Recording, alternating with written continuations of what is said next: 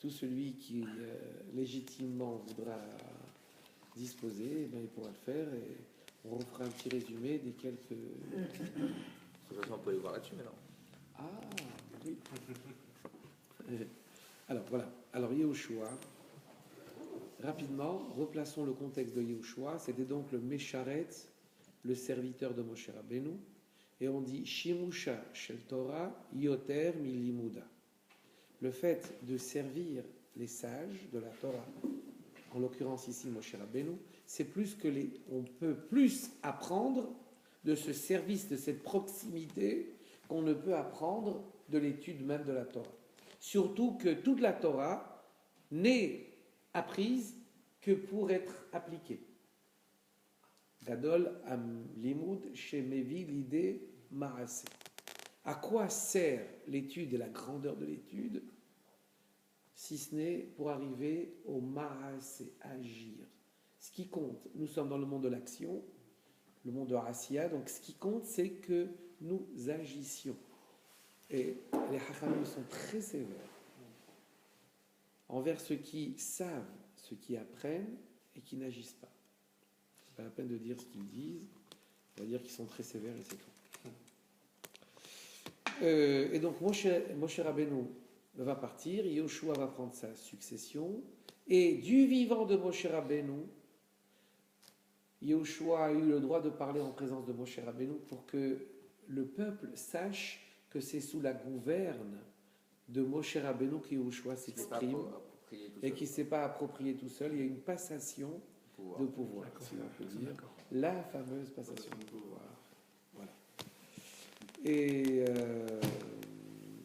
Yehoshua, son rôle, quel va être ce rôle-là? De faire entrer les Bnei Israël, de faire la guerre, la guerre contre les 31 rois de Canaan, d'installer le peuple, et pendant tout le temps, et ça c'est très important, pendant tout le temps que vivait Yehoshua, le peuple ne s'est pas corrompu. Le peuple était du même niveau spirituel, si l'on peut dire, qu'il l'était avec Moshe Rabbeinu. Tellement Yehoshua était le reflet fidèle, d'ailleurs Yehoshua est comparé à la lune, et Moshe Rabbeinu au soleil. On sait que la lune reçoit sa clarté du soleil. Et donc il ne faisait Yehoshua que de recevoir la clarté de Moshe Rabbeinu qu'il a su restituer comme la lune nous restitue sa lumière pendant la nuit. Ah, parce que Moshe Rabbeinu avait dit à la fin du Chumash de Varim, je sais qu'après mon départ, le peuple va se corrompre. Rachid dit non, après son départ, le peuple ne s'est pas corrompu. Il dit mais c'est normal, quand on dit le départ de Moshe, c'est le départ de Yehoshua qui est envisagé également. Parce que tant que vivait Yehoshua, voilà, tant que vivait Yehoshua, Moshe Rabbeinu vivait, si l'on peut dire, par Yehoshua. Et on dit également que quand un tzaddik se donne que pour lui, dans ce monde-là, qu'il n'agit que pour lui, alors une fois qu'il quitte ce monde-là, il n'a pas de hashpa, il n'a pas d'emprise, bravo, il n'a pas d'emprise sur ce monde-là. Mais le tzaddik qui s'est délaissé pour n'agir qu'en faveur du peuple, après son départ, il est encore plus présent dans ce monde-là, après l'avoir quitté, que pendant qu'il y était. Et d'année en année, quand revient le jour de son départ de ce monde, de sa istalkut, on dit Po'al Yeshuot Bekerev Haaretz. Sa neshama descend au niveau du gouffre, et tous les sujets auxquels il avait aspiré et tout ce qu'il voulait réaliser trouve sa matérialisation quand vient le jour de sa istalkut. C'est ça qu'on fait les Hilulot, si l'on peut dire, parce que ce jour est tout à fait particulier, la neshama, elle revient se poser. Et puis il y a Po'al Yeshuot, ça a fait des Yeshuot, des délivrances, ça opère des délivrances, Bekerev Haaretz, à terre même. Et donc Yehoshua était, et c'est comme ça qu'on arrive à transmettre finalement. Quand on est vraiment dans l'ombre de l'enseignement de Moshe Rabbeinu et qu'on reste un Talmid Chacham, on ne se départit pas de cette humilité-là, alors on peut transmettre. On peut transmettre un savoir-être, on peut transmettre un savoir-faire, on peut tout faire en vérité. Dès qu'on se réclame, c'est pour ça qu'on n'aime pas prendre des initiatives sans les rattacher à nos maîtres. Parce que ce sont eux qui donnent le label, si l'on peut dire, et l'authenticité de ce qu'il y a à faire. Et voilà, donc Yehoshua va amener le peuple, et il va l'installer, et puis voilà. Il a vécu combien de temps en Israël, Yehoshua? Alors il est resté, il me semble, une trentaine d'années à peu près, une fois qu'il est rentré. Alors, Vayehi, on commence le premier pasouk, Vayehi haremot Moshe, et ce fut après la disparition de Moshe, Revel Hashem, le serviteur de Dieu, Vayomer Hashem el Yehoshua bin Nun. Dieu a dit à Yehoshua bin Nun, et c'est frappant ici parce qu'à la fin du Chumash, Zot Abracha, Yehoshua, de nouveau, il va s'appeler Yehoshua bin Nun, tel qu'il était avant d'accéder à la grandeur que lui avait conféré la proximité avec Moshe Rabbeinu. C'est-à-dire que Yehoshua est resté humble avec toute la fréquentation qu'il a eue avec Moshe Rabbeinu. Il est resté aussi humble que quand il était Yehoshua bin Nun. C'est son humilité qu'il a gardée du début à la fin. Et c'est cette humilité-là qu'il a gardée lui et l'enseignement. Et c'est pour ça qu'il a pu prendre la suite de Moshe Rabbeinu. Bien. Mais Sharet Moshe est mort, donc voilà. Vayomer Hashem et Yehoshua. On voit que Dieu s'adresse à Yehoshua ici. Donc c'est normal que Yehoshua maintenant est investi, si l'on peut dire, pour la fonction de guider le peuple juif. Et il va être investi en névoie, en prophétie, et il sera un chef militaire, puisqu'il devra mener les guerres pour faire la conquête de la terre d'Israël. Alors rappelons ce qui est marqué au début dans l'introduction du Nar, enfin dans certaines éditions, c'est que pourquoi faire la conquête de la terre d'Israël? Est-ce que Dieu n'aurait pas pu directement nous y installer sans que nous ayons une conquête à faire? Alors encore une fois, et ça c'est la première question que Rashi pose dans son commentaire sur Bereshit, en disant Koach marasa vigil le'amo. La force de ses actions, il a dit à son peuple, et comme pour dire que Dieu est le maître du monde et il dispose de tout comme il le désire. Alors ça serait trop facile de dire ça, on va dire. Alors on revient sur le fameux principe qu'on a cité plusieurs fois. C'est que de la même façon que la création du monde commence par Vayi Erev, Vayi Boker, Yom Echad, ce fut le soir et ce fut le matin, c'était le premier jour. Donc on a commencé par la notion de soir, la notion d'obscurité. Et bien sur le terrain, ça donne les peuples, des peuples qui occupent nos terres, et ça c'est la période d'obscurité.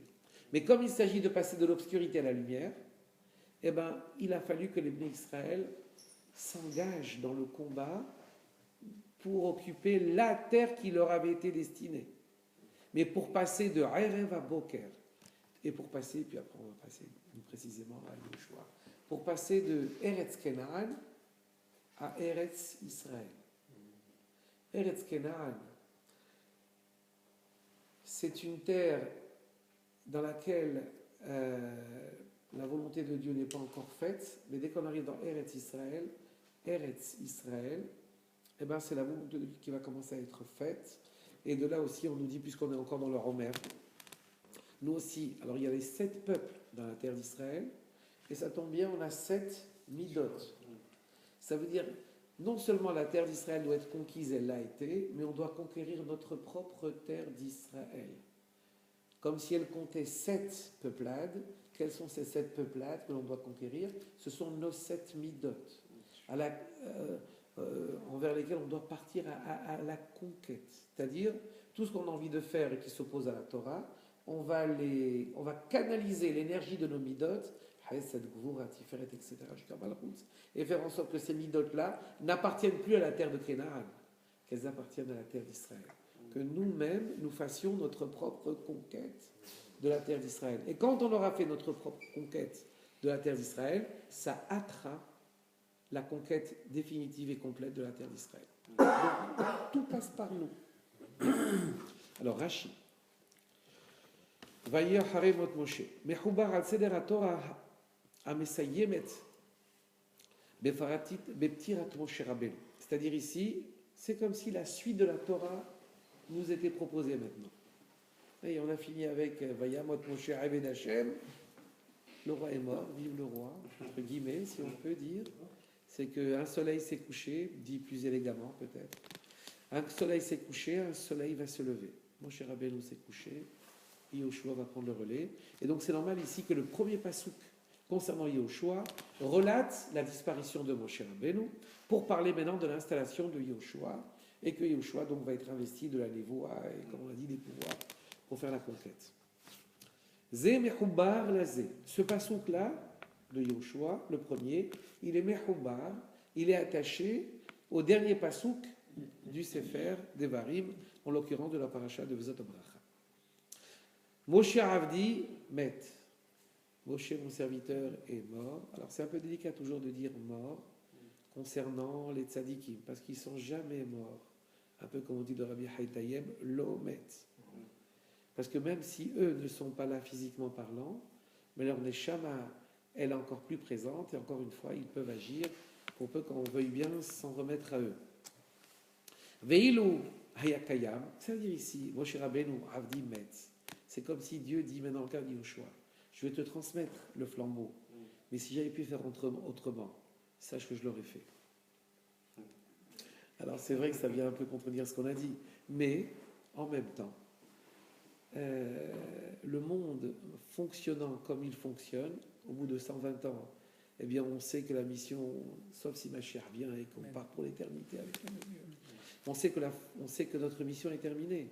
Mais Dieu lui-même, si ça n'avait pas été cette obligation qu'il s'était donnée à lui-même de faire en sorte qu'après 120 ans, eh ben, il y ait le relais qui soit pris, il aurait bien aimé Dieu que ce soit Moshe Rabbeinu qui continue, et même que ça n'appuyait pas être le cas, et même que Moshe Rabbeinu a plaidé, et même que Dieu a tout fait. Mais on l'a dit, tout ce qu'on avait dit au préalable, c'est que finalement, ça arrangeait bien et le roi d'Israël, et Akadosh Baruch Hu, et Moshe Rabbeinu, que Moshe n'entre pas, qu'il soit enterré à l'extérieur de la terre d'Israël Pour la suite. pour la suite. Cas d'amitié. Hayat Ametim en l'occurrence, exactement. Alors, Ve'ilu hayakayam, parce que si Moshe Rabbeinu était vivant, Bo haïti hafetz, c'est lui que j'aurais aimé. Sympa. Sympa. Ça, on le sait, de toute façon. Mais c'est un peu dur de dire ça. Il est en train de dire ça. C'est un peu dur de dire ça à Yehoshua. Alors même, drôle de passation de pouvoir. Pourquoi ça en vérité? C'est parce que Dieu tient énormément à la soumission que Moshe Rabbeinu avait vis-à-vis de lui. Et que Dieu tient énormément à la façon que Moshe Rabbeinu a eu de se comporter. Et donc il entend dire ici que je veux que tu te comportes comme lui. Au point que je peux te dire que si vraiment il était là, ça aurait fait l'affaire avec moi. Donc, pour le recadrer un peu. voilà, pour le recadrer, tout à fait. Tout à fait. Et de fait, voilà, on va voir ici et un peu plus tard comment. Enfin, on recadre en général ce qu'on a besoin de recadrer. Est-ce que lui, il avait C'est vraiment pour bien le besoin mettre en place. C'est-à-dire, attention, parce qu'il a délimité tout de suite. Ouais, il annonce D'emblée, la couleur. voilà. Alors maintenant, si ça ne suffisait pas, ces explications-là, Bah, c'est Dieu, il fait ce qu'il veut. Mais on sait très bien qu'ils ont un rapport. c'est-à-dire que Non. Moshe Rabbeinu devait faire un effort considérable pour se travailler, mais Dieu a trouvé en lui un outil d'une performance exceptionnelle, quoi. Bon. Mais en tous les cas, qu'on se rassure, puisque le Zohar nous dit que Bechol Dara Vedara Yesh Ishpash Tuta de Moshe Rabbeinu. À chaque génération, il y a un peu de Moshe Rabbeinu. Donc ça veut dire qu'à ce point, Dieu tient à Moshe Rabbeinu, qu'il a mis en chaque génération, dans le guide de chaque génération, et dans chacun d'entre nous, un peu de Moshe Rabbeinu, un nitzutz de Moshe Rabbeinu. Ça, c'est ce que nous dit le Zohar.